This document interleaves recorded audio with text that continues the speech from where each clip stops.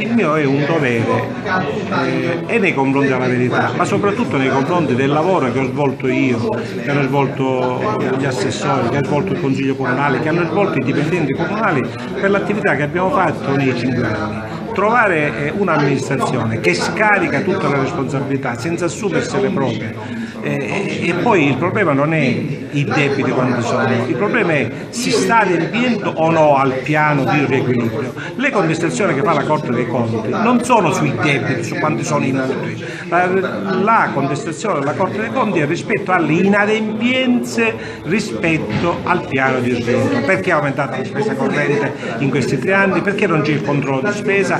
Perché non si manda la documentazione esatta alla Corte dei Conti? Queste sono le argomentazioni che mi aspettavo che si facessero durante la conferenza stampa, e qui si è spostato il problema.